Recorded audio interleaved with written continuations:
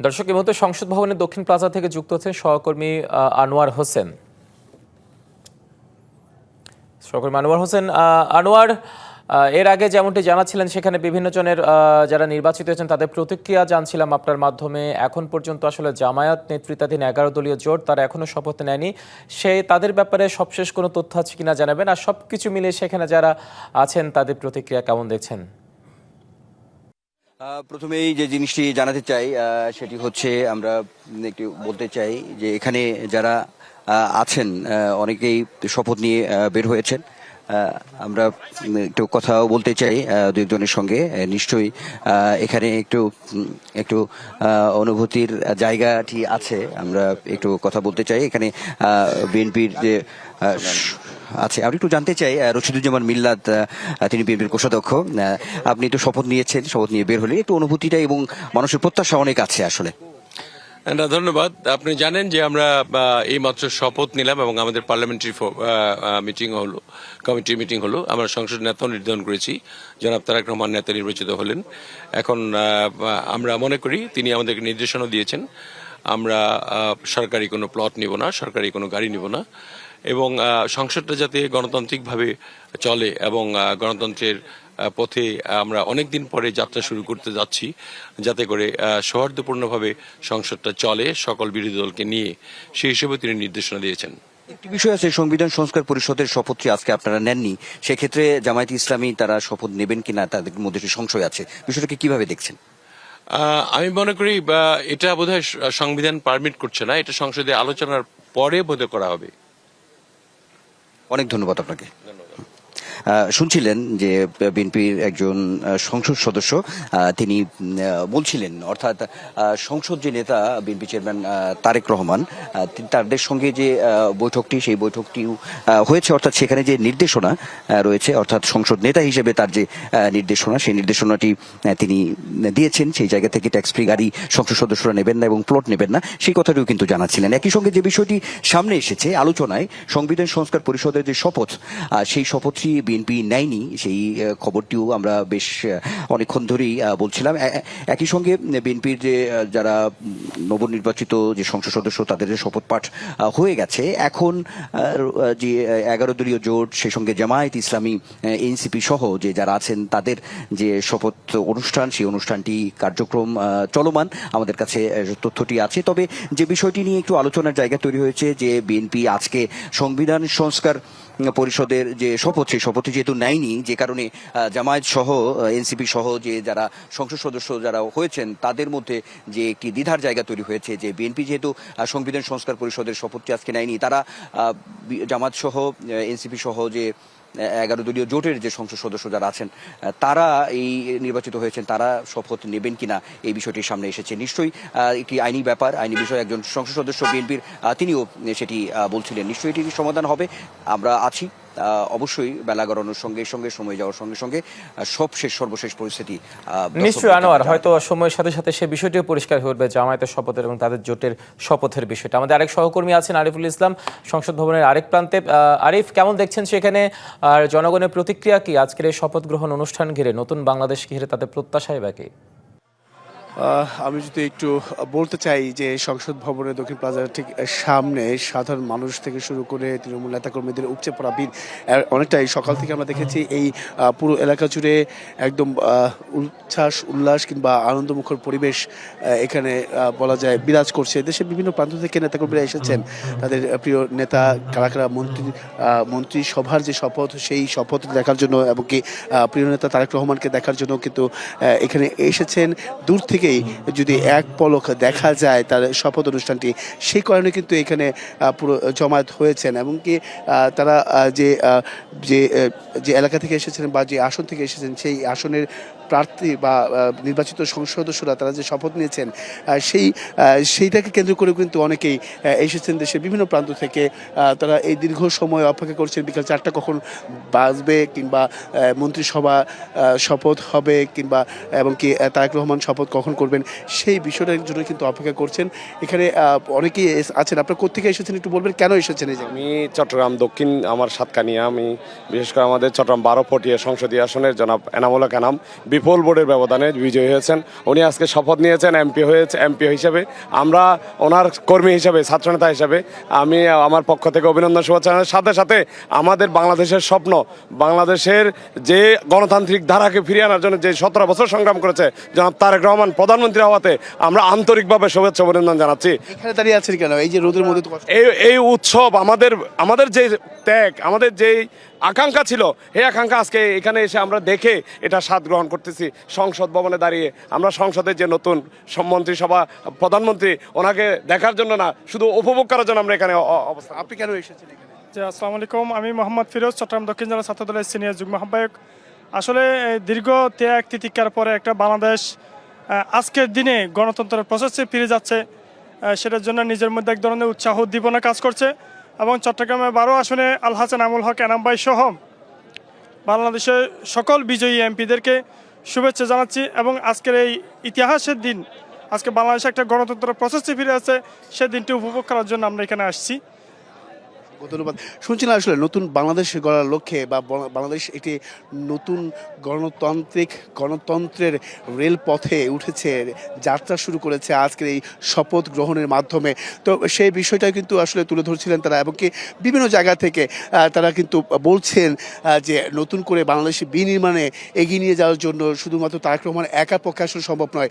যারা বিজয়ী হয়েছেন, যারা জয়ী হয়েছেন, সেই সমস্ত সংসদ সদস্য এবং কি মন্ত্রিসভা যারা শপথ গ্রহণ করবেন তাদেরকে সকলেই, এবং কি শুধুমাত্র যে নির্বাচিত সংসদ সদস্য তাদেরকে নিয়ে নয়, তৃণমূল পর্যায়ে নেতৃবৃন্দ যারা আছেন তাদের প্রত্যেককে সাথে নিয়ে দেশ গড়ার লক্ষ্যে বা দেশ বিনির্মাণে দেশকে আরও এগিয়ে নিয়ে যাওয়ার জন্য কিন্তু লক্ষ্যে কাজ করবেন এমন প্রত্যাশা করছেন। এমনকি আমি এর আগেও বলেছিলাম যে আসলে সংসদ সদস্যরা তাদের নিজ নিজ এলাকায় গিয়ে যে ধরনের প্রতিশ্রুতি ভোটারদের কাছে দিয়েছেন, সেই প্রতিশ্রুতি বাস্তবায়নের লক্ষ্যে কাজ করবেন, সেই প্রত্যাশাও কিন্তু রাখছেন। এমনকি বলছেন যে আগের যে ফ্যাসিস্টের সময় বা 17 বছর তারা যে গণতান্ত্রিক বা গণতন্ত্রের পুনরুদ্ধারের কোনো ধরনের যে কাজ হয়নি, এমনকি চাঁদাবাজ থেকে শুরু করে সন্ত্রাস মাদক নির্মূল করা সম্ভব হয়নি, সেই বিষয়টাও কিন্তু প্রধান বা মূল লক্ষ্য হিসেবে, মূল কাজ হিসেবে দেখছেন এই যারা নেতাকর্মী আছেন। তারা কিন্তু বলছেন যে এইগুলো নিরূপণ বা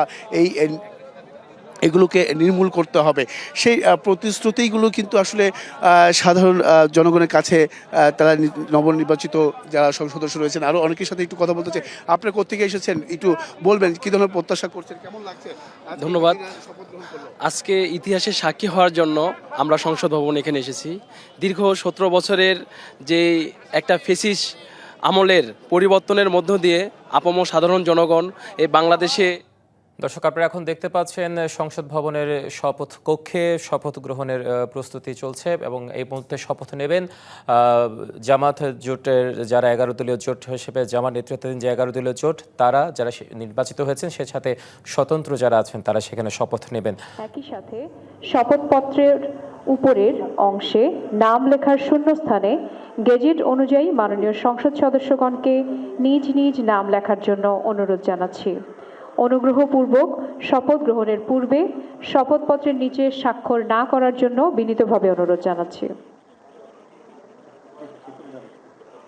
শপথ বাক্য পাঠকালে মাননীয় সংসদ সদস্যগণকে দাঁড়িয়ে শপথ বাক্য পাঠের সাথে সাথে সমস্বরে প্রথমে সংসদ সদস্য হিসেবে এবং পরবর্তীতে সংবিধান সংস্কার পরিষদের সদস্য হিসেবে শপথ বাক্য পাঠ করার অনুরোধ জানাচ্ছি।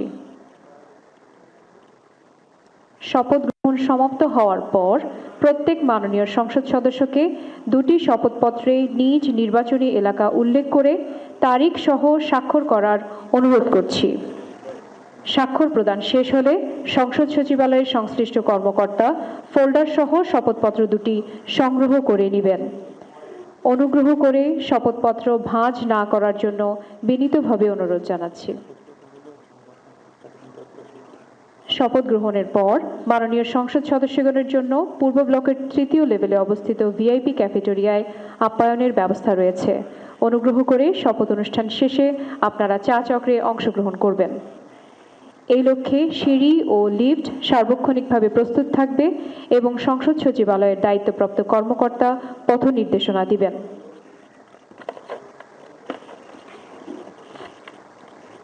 চা চক্র শেষে মাননীয় সদস্যগণকে সংসদ ভবনের দক্ষিণ পশ্চিম ব্লকের 3য় লেভেলে অবস্থিত 323 নং কক্ষে সংসদ সচিবের অফিসে রক্ষিত 2টি সদস্য তালিকা বইতে স্বাক্ষর করার জন্য সবিনয় অনুরোধ জানাচ্ছি।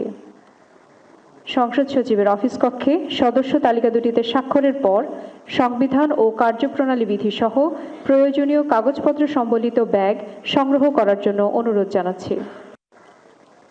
সংসদ ভবনের দক্ষিণ পশ্চিম ব্লকের 3য় লেভেলে অবস্থিত 10টি বুথে মাননীয় সংসদ সদস্যগণের পরিচয়পত্র তৈরির জন্য ফটো তোলার ব্যবস্থা করা হয়েছে। ধন্যবাদ সকলকে।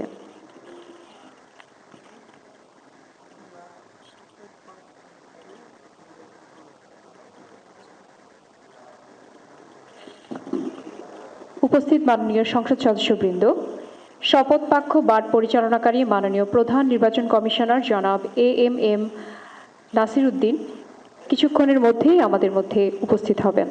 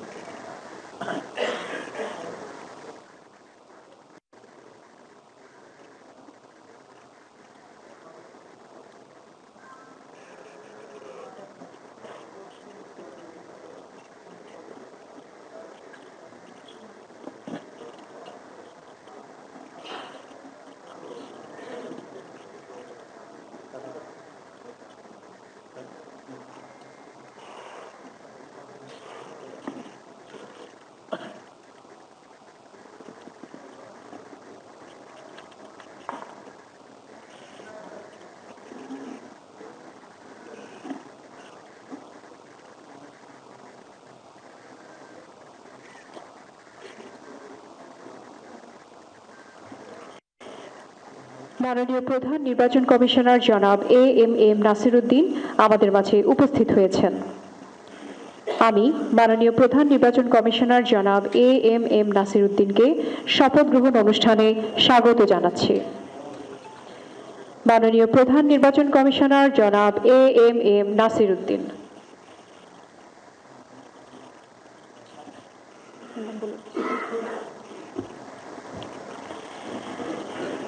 এখন ত্রয়োদশ জাতীয় সংসদের নবনির্বাচিত মাননীয় সংসদ সদস্যদের শপথ অনুষ্ঠান পরিচালনার জন্য জাতীয় সংসদ সচিবালয়ের সচিব মিস কানিজ মাওলাকে সবিনয় অনুরোধ করছি।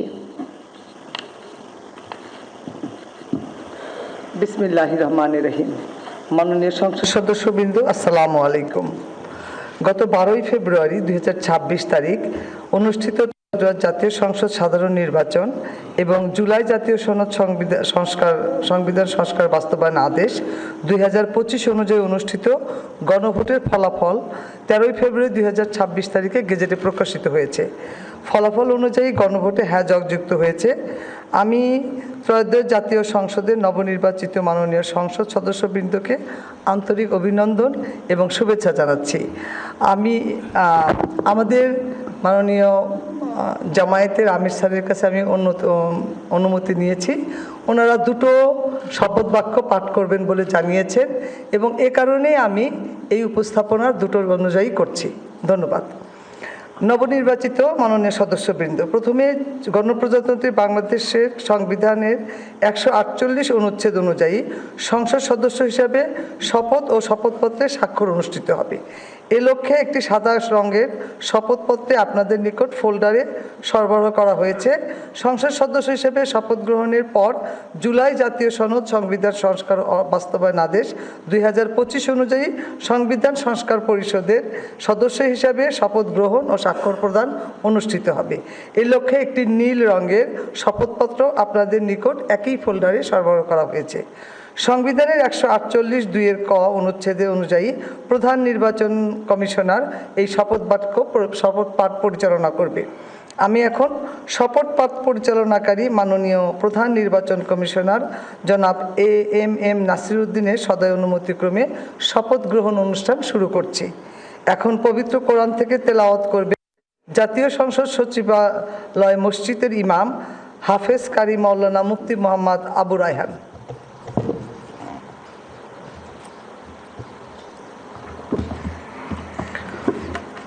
أعوذ بالله من الشيطان الرجيم. بسم الله الرحمن الرحيم. وأوفوا بعهد الله إذا عاهدتم ولا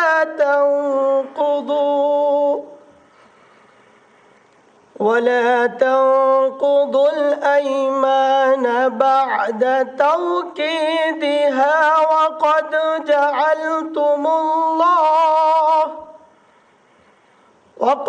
جعلتم الله عليكم كفيلا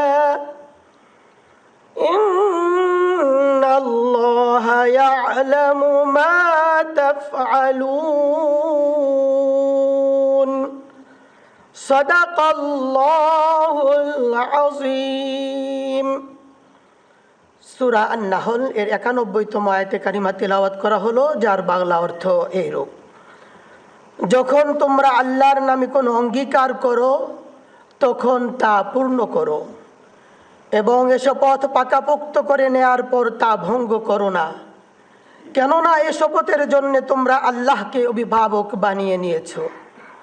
অবশ্যই আল্লাহ তাআলা জানেন তোমরা কি করো। বারাকাল্লাহু লানা ওয়া লাকুম ফিল কুরআনিল আযীম। আসসালামু আলাইকুম ওয়া রাহমাতুল্লাহ। নবনির্বাচিত মাননীয় সংসদ সদস্যবৃন্দ, প্রথমে জাতীয় সংসদ সদস্য হিসেবে শপথ গ্রহণ ও শপথ পাঠপত্রে স্বাক্ষর প্রদান অনুষ্ঠিত হবে। আমি এখন গণপ্রজাতন্ত্রী বাংলাদেশ সংবিধানের 148 অনুচ্ছেদ এবং 3য় তফসিলের 5 অনুচ্ছেদ অনুযায়ী মাননীয় প্রধান নির্বাচন কমিশনার জনাব এম নাসিরউদ্দিনকে ত্রয়োদশ জাতীয় সংসদ নির্বাচনে নির্বাচিত সংসদ সদস্যগণের শপথ পাঠ পরিচালনার জন্য বিনীতভাবে অনুরোধ করছি।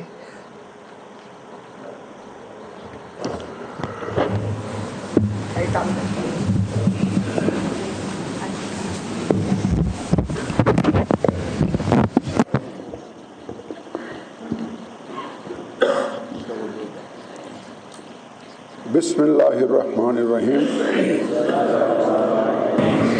ত্রয়োদশ জাতীয় সংসদের সাধারণ নির্বাচনে নির্বাচিত মাননীয় সদস্যবৃন্দ, আসসালামু আলাইকুম। আপনাদেরকে আন্তরিক অভিনন্দন। এখন আপনাদেরকে শপথ বাক্য পাঠ করানো হবে। আপনাদেরকে অনুগ্রহ করে দাঁড়িয়ে শপথ পাঠ করার জন্য অনুরোধ করছি। উল্লেখ্য যে আমি শব্দটি উচ্চারণের পর মাননীয় সংসদ সদস্যগণ ডট চিহ্নিত স্থানে নিজের নাম পাঠ করবেন। আমি সংসদ সদস্য নির্বাচিত হইয়া সশ্রদ্ধ চিত্তে শপথ বা দৃঢ়ভাবে ঘোষণা করতেছি যে আমি যে কর্তব্যভার গ্রহণ করিতে যাইতেছি তাহা আইন অনুযায়ী ও বিশ্বস্ততার সহিত পালন করিব। আমি বাংলাদেশের প্রতি অকৃত্রিম বিশ্বাস ও আনুগত্য পোষণ করিব এবং সংসদ সদস্যরূপে আমার কর্তব্য পালনকে ব্যক্তিগত স্বার্থের দ্বারা প্রভাবিত হইতে দিব না। ধন্যবাদ।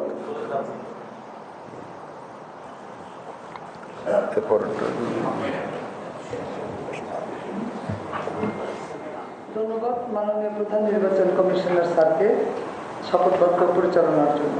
এ পর্যায়ে মাননীয় সংসদ সদস্যগণকে শপথপত্রের নির্দিষ্ট স্থানে নিজ নির্বাচনী এলাকা উল্লেখপূর্বক অধ্যকার তারিখ সহ স্বাক্ষরের জন্য বিনীত অনুরোধ জানাচ্ছি।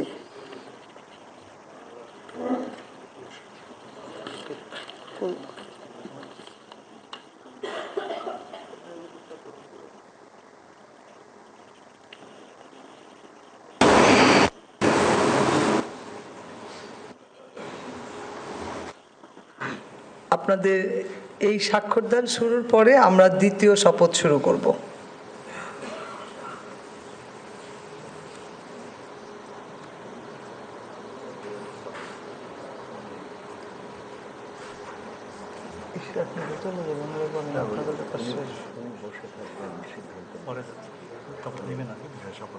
ওকে,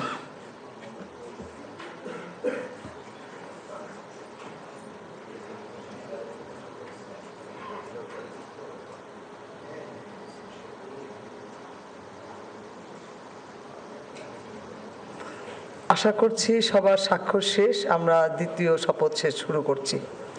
মাননীয় সদস্যবৃন্দ, এখন জুলাই জাতীয় সনদ সংবিধান সংস্কার বাস্তবায়ন আদেশ 2025 অনুযায়ী সংবিধান সংস্কার পরিষদের সদস্য হিসেবে সদস্য গ্রহণ ও স্বাক্ষর প্রদান অনুষ্ঠিত হবে। এই লক্ষ্যে আপনাদের ফোল্ডারে নীল রঙের একটি শপথপত্র সরবরাহ করা হয়েছে। এখন জুলাই জাতীয় সনদ সংবিধান সংস্কার বাস্তবায়ন আদেশ 2025-এর 8 অনুচ্ছেদ 8 এবং তফসিল 1 অনুযায়ী শপথ পাঠদানকারী মাননীয় প্রধান নির্বাচন কমিশনার জনাব AMM নাসির উদ্দিনকে সংবিধান সংস্কার পরিষদ সদস্যের গণের শপথ বাক্য পাঠ করানোর এবং পরিচালনার জন্য বিনীতভাবে অনুরোধ করছি।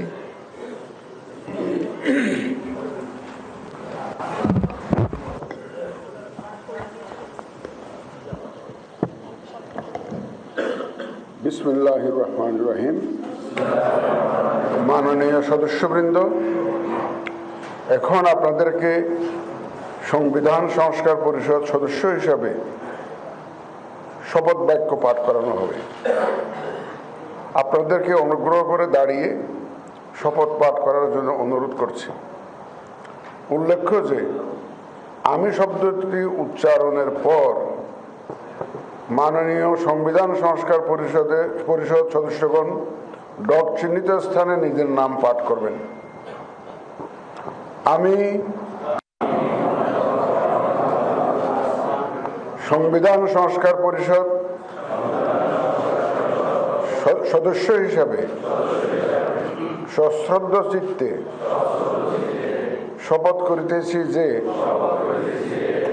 আমি যে কর্তব্যভার গ্রহণ করিতে যাইতেছি তাহা আইন অনুযায়ী ও বিশ্বস্ততার সহিত পালন করিব। আমি বাংলাদেশের প্রতি অকৃত্রিম বিশ্বাস ও আনুগত্য পোষণ করিব এবং পরিষদ সদস্যরূপে আমার কর্তব্য পালনকে ব্যক্তিগত স্বার্থের দ্বারা প্রভাবিত হইতে দিব না। ধন্যবাদ।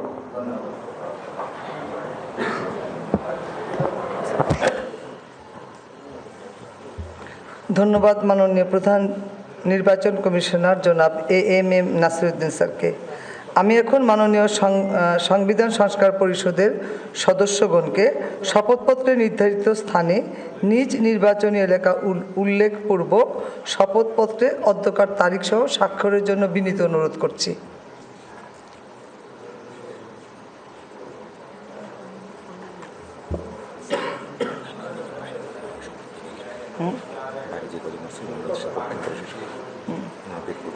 আমি কথা বলতে বলতে বলেন।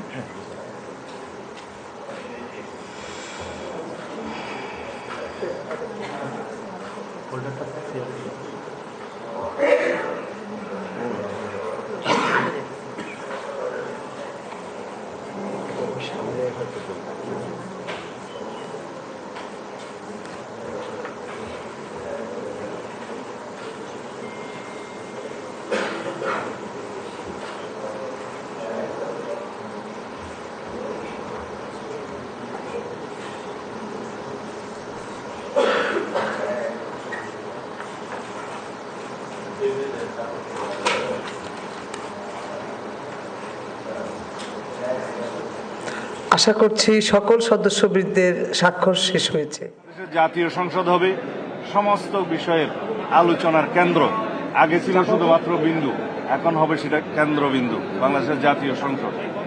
এবং এখানে রাষ্ট্র কাঠামোর গণতান্ত্রিক সংস্কার হবে, সংবিধানের গণতান্ত্রিক সংস্কার হবে। আমাদের যে জাতির প্রত্যাশা, সেই প্রত্যাশা অনুযায়ী তরুণ প্রজন্মের আকাঙ্ক্ষা এবং প্রত্যাশা অনুযায়ী মেধাভিত্তিক, প্রযুক্তি নির্ভর, জ্ঞান নির্ভর জাতি গঠন করতে হবে। সেই জন্য আমাদের প্রয়োজনীয় আইন প্রণয়ন করতে হবে, আইন সংশোধন করতে হবে, সংস্কার করতে হবে সংবিধানে। এগুলো আমাদের অনেক বেশি দায়িত্ব। সুতরাং আমরা মনে করি এটা রাষ্ট্রীয় ক্ষমতা নয়, রাষ্ট্রীয় দায়িত্ব। আমরা এই দায়িত্বের বোঝা যাতে বহন করতে পারি, সেজন্য আমরা সহযোগিতা চাইব সকলের। এই জাতির ঐক্যটাকে ধরে রেখে এই ঐক্যকে শক্তিতে পরিণত করে, যেটা গণতান্ত্রিক সংগ্রামে হয়েছিল ফেসিবাদ বিরোধী জাতীয় ঐক্য, এই ঐক্যকে শক্তিতে পরিণত করে এই জাতিকে এগিয়ে নিয়ে যেতে হবে। সালাউদ্দিন ভাই, আমরা শুনছিলাম আপনি বক্তব্য দিচ্ছিলেন ভেতরে, আমরা যেটুকু বাইরে থেকে শুনতে পাচ্ছিলাম সংবিধান সংস্কার পরিষদের শপথ আপনারা নিচ্ছেন না, যেহেতু সংবিধানে নেই, এই বিষয়টা ব্যাখ্যা করবেন। আমরা গতকাল থেকে বিষয়টি পরিষ্কার করেছি। গণভোটের রায় অনুসারে জনগণের যে ইচ্ছা এবং গণভোটের যে রায়, সেটার প্রতিফলন ঘটাতে গেলে সংসদে যেতে হবে আগে, এবং সংসদে প্রয়োজনীয় আইন এবং সংবিধান সংশোধন করতে হবে।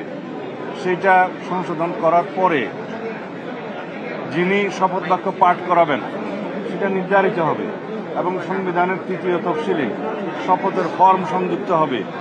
যার দায়িত্ব থাকবে সেটা সংসদ নির্ধারণ করবে, সংবিধান সংশোধন হবে, তারপরে সেই শপথ বাক্য পাঠ করাতে পারে।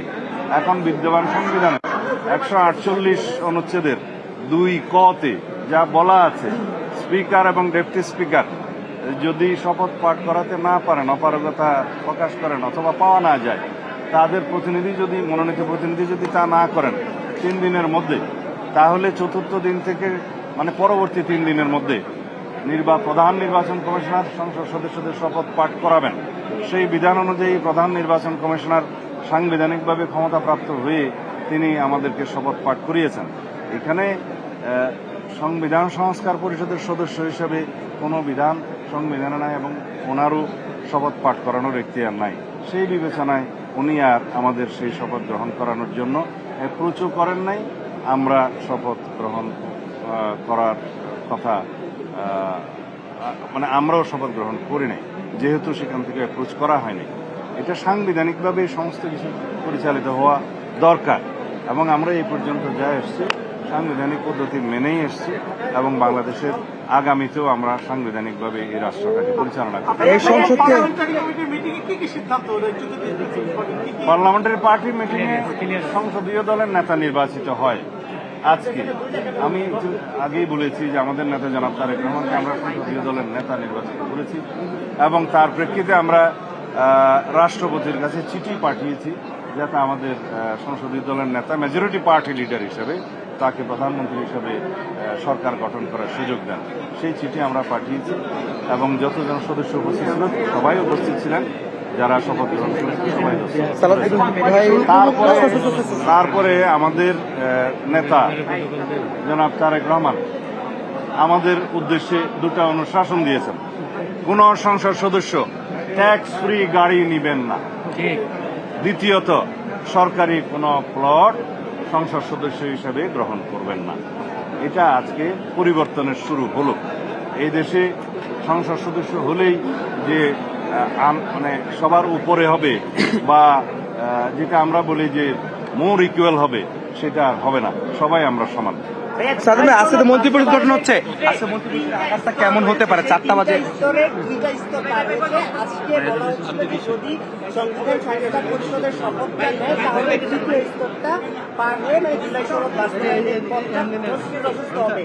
জুলাই জাতীয় সনদের প্রত্যেকটি বিষয়, জুলাই জাতীয় সনদ রাজনৈতিক সমঝোতার দলিল হিসেবে যেভাবে স্বাক্ষরিত হয়েছে একটা ঐতিহাসিক অনুষ্ঠানের মধ্য দিয়ে, সেটা যেভাবে স্বাক্ষরিত হয়েছে সেটা আমরা অক্ষরে অক্ষরে প্রতিপালন করতে অঙ্গীকারাবদ্ধ, প্রতিশ্রুতিবদ্ধ।